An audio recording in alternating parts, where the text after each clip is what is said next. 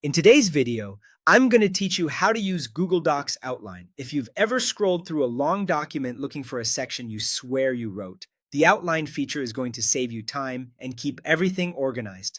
Think of it as a live table of contents that updates as you structure your document so you can see the big picture and move through your work with confidence. To get started, open your Google Doc just like you normally would. At the top, click the View menu, then choose Show Document Outline. When you do, a clean sidebar appears on the left side of your screen. This panel is your outline. Right now, it might look empty or minimal, and that's perfectly fine. The outline only comes to life when your document has clearly defined headings. Without them, Google Docs doesn't know what to display.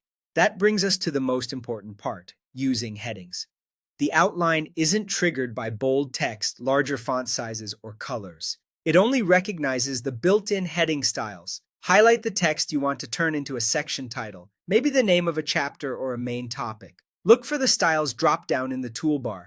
It will likely say Normal Text. Click it and select Heading 1 for your main sections. As soon as you apply Heading 1, you'll see that text appear in the outline on the left, giving you a clear anchor for that part of your document.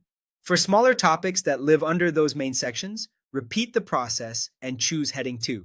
These become subsections and will nest neatly beneath their corresponding Heading 1 in the outline. If your outline doesn't show what you expect, double-check that the text is actually set to a heading style and not still on normal text. Consistency matters here. Keep all top-level sections as Heading 1 and all subsections as Heading 2 so the outline reflects your structure accurately.